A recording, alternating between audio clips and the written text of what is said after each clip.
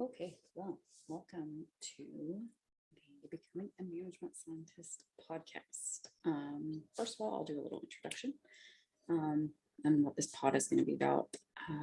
So I am currently getting a master's in public administration. I'm Becca, and my concentration is in nonprofit organization and also public policy. And what I would like to do, and one of the reasons why I started this pod, is I want to open up centers or houses for recovering addicts who maybe have either gotten completely through the program or maybe have not made it all the way through a program for whatever reason. Sometimes there's not enough resources, so they're not able to get completely through a program. And I want to open up houses that they can come to if they think that they're going to start using again, or just if they need help, or if they need a hot meal, they need a place to sleep. But I also want to open up centers for mental health resources and would like to set up pods that I will kind of go into at a later podcast date. For homeless people, to help like the homeless population, especially I'm from the rural South, and we definitely have a very high homeless population. We also have a very high addict population because of obviously the opioid crisis, which is also something that I would like to tackle with like maybe take to Congress, because I do have some policies that I would like to put into play.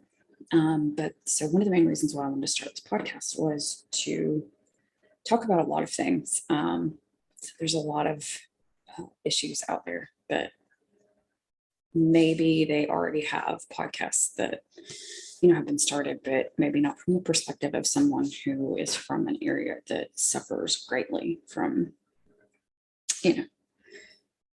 addiction and, poverty and mental health issues. So that's one of the reasons why I wanted to start this podcast. And what a lot of the issues that I'm going to go over is going to be directed about mental health. There will be some like current events going on, as well as, things about addiction, obviously, religion, LGBTQ. I will preface this by saying I am not an expert in a lot of these, and a lot of the issues. I have done research. I have had some schooling. There are some issues that I'm going to talk about that I do have a lot of schooling in.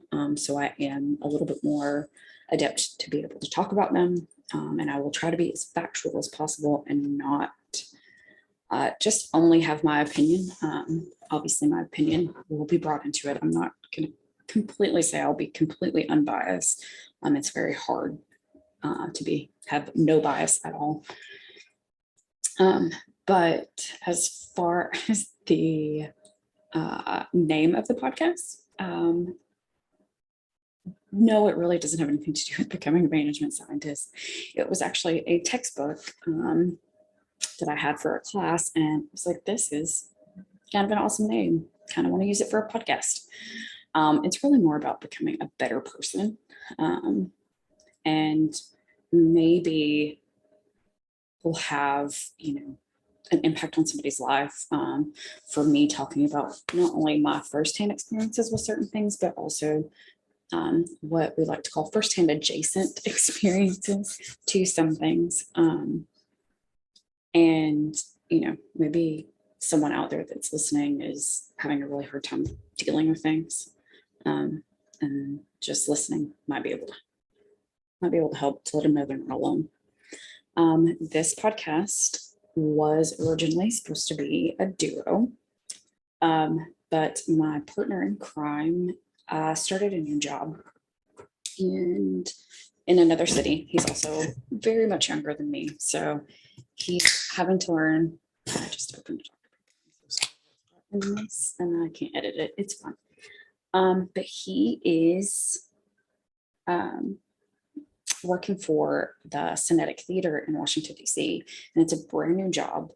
Not only brand new job for him, but it's also brand new for the company. And he felt a little overwhelmed and was not currently in the right headspace to really be able to focus on the podcast, to be able to, when I told him what kind of a schedule that we might need to have to get the issues out, I think it was a little too much. And so he decided to step back, which is completely fine. I completely understand. And that also brings me to the first episode. So chapter 1 for the Becoming a Management Scientist podcast will be about the importance of saying no.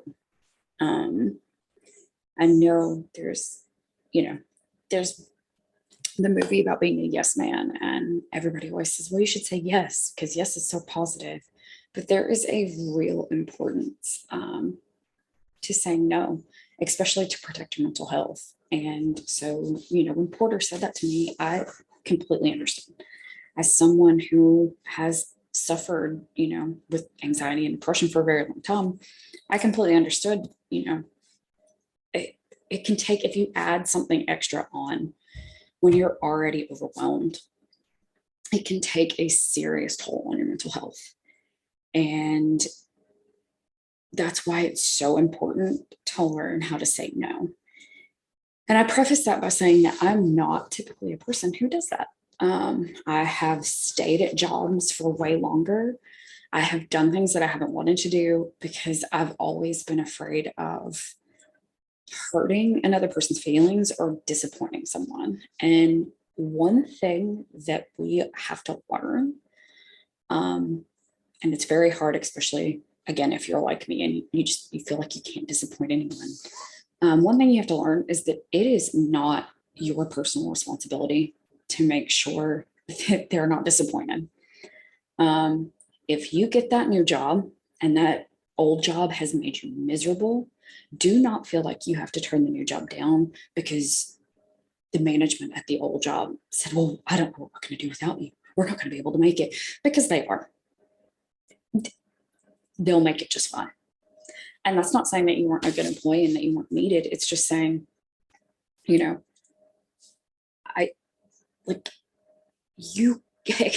job is not more important than your mental well-being. I want to say, especially if you are in a service industry job, and there's nothing wrong with being in a service industry job. There's nothing wrong with having it be your career. But your service industry job is not that important. It is not that pertinent for you to ruin your mental health or your physical health to keep this job. It's not that important, and you can always find another one.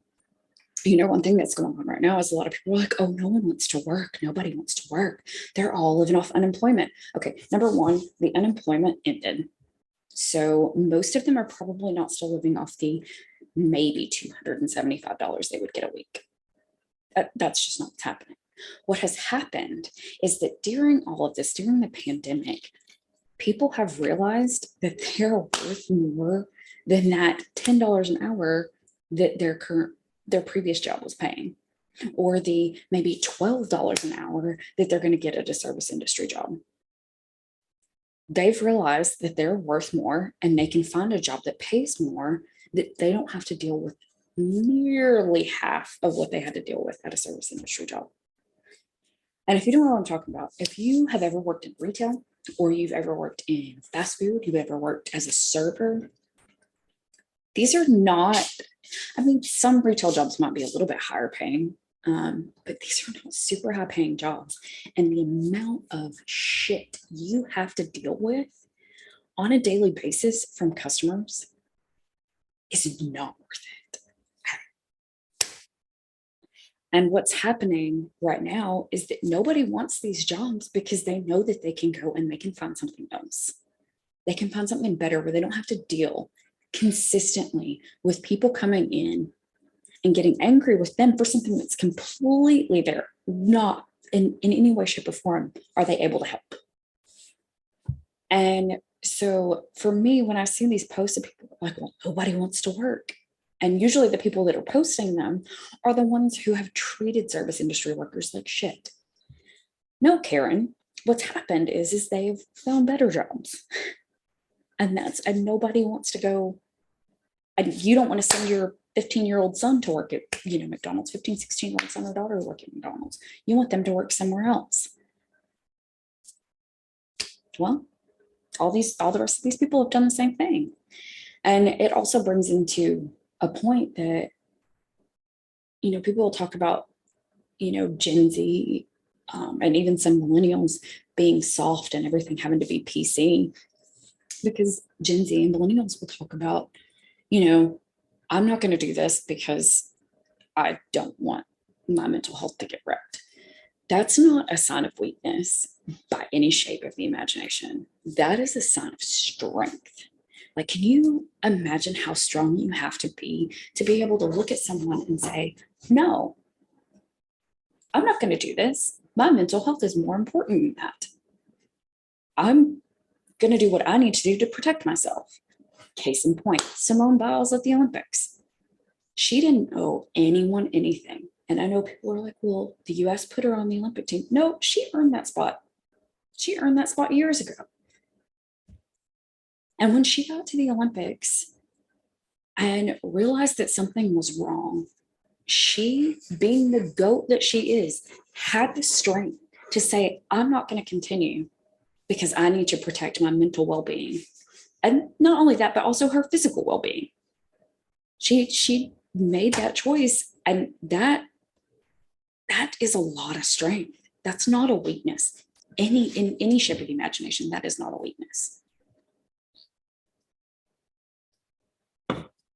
So that's, that's part of the importance of saying no.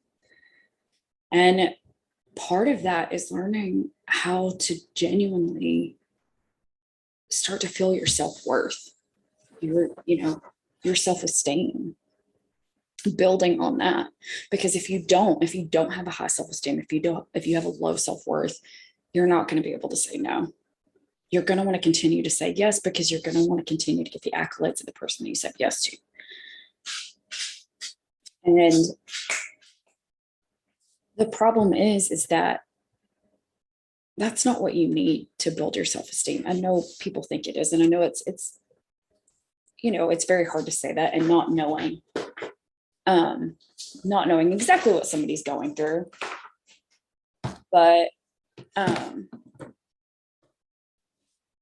it's, that's not, you don't need to have someone else's approval, especially for something that's going to be detrimental to you.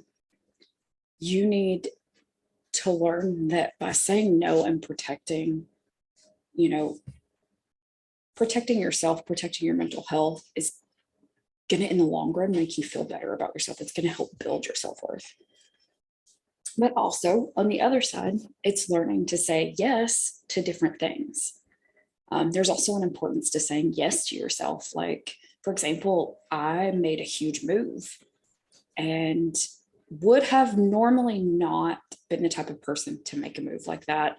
Would have stayed at the job, that I was in, and probably continued to be miserable, and continued, to live in a state that maybe was not my favorite place to live. But I finally said yes to myself. I finally stopped thinking about what other people, whether they were going to be disappointed if I left or not. And it's a small step for me. It's a very small step for me, but it's a step in the right direction. And it's a step that other people need to learn how to make. It's a step that, if you want to get that new job, if you want to leave, if you want to move, if you want to do something for yourself, if you want to go back to school, but you think that the job that you're at, or you think that the people that you're around are going to have, any form of disappointment or are not going to support you. First of all, you don't need those people in your life. Even if it's family, you don't need those people in your life. Find people that are going to support what you're going to do, that support what you want to do, and learn how to say yes to yourself. Because that's the opposite end of this. For every no, there's always a yes. And the yes should be to you and to what you want to do for yourself. It's a time to be selfish. And I know most people are like, well, being selfish is terrible. You shouldn't be selfish. Yeah, you should. Learn how to do things for yourself. Learn how to be there for yourself. Learn how to make yourself happy. And learn to stop caring so much about what other people think when you make certain decisions. Now, of course, there are certain things that people are going to ask you to do that might be super important. But again, here's my point of view on that. So say it's something super duper important, like, oh, I need you to do this because it's going to help me. I don't know. I had a family member pass. I need you to work for me. But you have, I don't want to say you've had something planned, but you're having,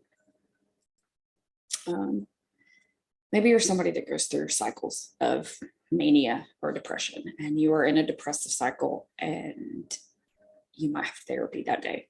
You might actually be able to go to therapy. As much as you want to help that other person out, this is the one time to say, no, I can't. I have to do this. Because in the long run, if you say yes and you go in and maybe miss that therapy session, it can still be detrimental to your mental health. And also, there's probably other people who can go in for that person. Like, to that point too, don't let people guilt you into saying yes, because that's not a good testament of their character either. Like, don't let people guilt you and make you feel guilty for saying no. It's the same thing. Like, I'm also the type of person, and my friends know, my very good friends know that if I don't want to go somewhere, if we've made plans that I don't want to go somewhere, typically I will come up with some excuse versus just saying, I am not in a good headspace. I do not want to go out. I do not want to be around people. No. I will say, oh, I forgot. I have to do this. I have to do this. I will just make up excuses. Even with my best friends now, I will still try to make those excuses because I don't want to just be like, no, I am not in a good headspace. I've had, my social batteries completely drained. I can't do this.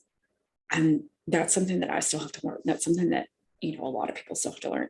It's okay to say no because your social battery is drained. It's okay to say no. I've been around people all week. I can't do this. I can't go out. And if your friends are truly your friends, which mine are, they're completely going to understand. They're going to know, okay, it's protecting their mental health. It's okay. It's a pass. We can go out another time. We can do this another time. So, this is just something. The importance of saying no to me is definitely something that's very, very important. And it's also something that really needs to be talked about. And it was very much not going to be the first chapter of this podcast. But when Porter and I had a discussion, I was like, you know what, this is something that's really important. This is something that more people need to do. Like, just because somebody else is excited to do something, if you're overwhelmed, it's going to make it so much worse. You're going to be even more overwhelmed. You're going to feel even worse if you end up doing it. Like I said, I'm the type of person too that I will sometimes force myself to go do something because I'm like, you'll feel better afterwards. And it's the complete opposite. I end up feeling worse for days. Like, I end up feeling terrible for days afterwards. And so it's just really something that I've had to learn how to be conscious about. I've had to learn how to be, am I okay? Am I in a good headspace? Can I do this? Am I going to feel drained afterwards? Am I going to have zero social battery afterwards? And, maybe barely be able to work, like be miserable at work. And it's, it's something that everyone needs to do. Everyone needs to feel that way. And it's hard. But it's also, it's a small, very, very, very small part of the mental health stigma that needs to be talked about. is learning how to protect yourself. And I very much think that the next generation is actually really getting better at this. They're actually really good at this, at saying, no, I'm not going to do that. Whereas the generation that I'm from, or previous like boomer generations, nobody talked about it. Nobody talked about their mental health. It was very stigmatized. It was very hush hush. It was very something you don't do. And it was very something that the older generation was always like, well, you should always say yes. Case in point, like with little kids now, grandparents would always be like, give me a hug. And now parents, now younger generation parents are saying, if my child doesn't want to hug you, they don't have to, because it's their choice. It's their body. It's their mind. It's their choice. And I think that that is brilliant. Like, people shouldn't have to do what they don't want to do. If I don't want to give you a hug, I'm not going to give you a hug. I'm not a hugger by any shape of the imagination. There are certain times I will hug people, and very close friends I will hug, but I'm not a hugger. So if you want to hug and I say no, don't take it personally. It's just, it's not what I do. But I think it's, I think this next generation coming up is actually doing a great job of learning how to protect their mental health. And it's something that people my age and older could really learn from. It's not them being soft. It's not us having to be super PC. It's them actually taking care of themselves. And it's kind of super awesome. So, in a recap, really just the learning how to say no, learning how to protect yourself by doing what you want to do and not doing what somebody else wants you to. If you don't want to do that, is very pertinent. It's very important to like protecting yourself, to protecting your mental health, to making you not feel like you can have zero social interaction for the next several days because you're so out of it. So that is really the first chapter of this Becoming a Management Scientist pod.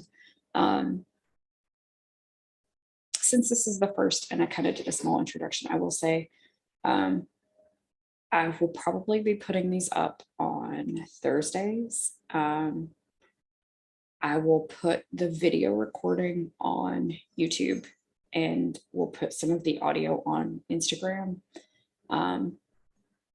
which the YouTube channel will be Management Scientist Pod. And the Becoming a Management Scientist is should be on Apple and Spotify. It should be up. And like I said, I will probably do these every Thursday. Next week, I actually may do 2 before Thanksgiving. I do want to do a small, short one, kind of like today's, on the circus. That is Kyle Rittenhouse's, I think that's his last name. Don't really care. His court deal, him being in court and his trial, which is something that I do have some experience in. I do have a political science with a legal studies degree, so I do know my way around the Constitution. I do know my way around trial by jury, and so I kind of want to not only give my opinion on it, but give some facts that are, this is a messed up trial. But then I'm also going to do another chaptered podcast with surrounding parts of the first portion of the opioid crisis, and kind of how I would like to combat that, or how I would like to work on that. But this was just a little short introduction. I will give some, not really warnings, but I will say, even though this pod was not quite like that, future ones probably will be. If you are a white evangelical hardcore Trumpian, this is probably not going to be the podcast for you. I would like to think that people are open and able to, take in other people's opinions, but we've all seen what the last 4 years was like, so probably not. Yeah, definitely, this is probably not the pod for you. This is a podcast that is very much pro LGBTQ, pro Black Lives Matter. Addiction is a disease, and mental health should not be stigmatized kind of podcast. And like I said, I will always preface whatever pod that I'm doing with whether or not I have, any schooling on it, I've done research on it, or if this is just solely my opinion. I will let you guys know, because I don't obviously want this to be like, oh, this is fact, and it's just me spouting off my opinion. Hopefully some of this pod will be funny too, but in all reality, this is a lot of this is just, getting the issues out there and hopefully being able to garner some support, some donations, some volunteers for the nonprofits that I would like to start eventually. And yeah, and hopefully you guys will enjoy listening to it. So I will, like I said, I'll probably have possibly have 2 up next week. And I won't end the pod this way every single time. I just, since it's a new one, I just kind of wanted to get you guys as much information out there as possible. And I will leave my somewhere on either the YouTube page, or I will leave my Instagram handle on probably on the face of the podcast that you would see if you listen to it on Spotify, if you just like to listen, if you don't like to watch the video, which is completely fine. But I will leave all that so that if there's anybody that wants me to cover a topic, or anyone that has questions about anything that I say, I will also have a email for the podcast. It is managmentscientistpod@gmail. So if there are listeners out there that would like to ask questions, or like me to answer questions, you can feel free to do that. I will have guests on this podcast, and some are licensed therapists, have PhDs as a physician's assistant, master's degrees and other things. So we'll have some experts in their own field on here that we can feel free to ask questions to. And if it is a podcast that I will be having guests on, I will leave that in the week before's podcast, or 2 weeks before even, so that if there is a question that anyone would like to ask, you can feel free to write it into an email, and we'll try to go over that. So that is the end of the very first chapter of the Becoming a Management Scientist podcast. And remember the importance of saying no, the importance of protecting your mental health, and even the importance of saying yes to yourself, because we all need that. We all need to protect our mental health. We all need to feel a little better. And there's just little small steps that you can do to help with that. And one of them is learning how to say no. So, all right, we'll see you guys next week.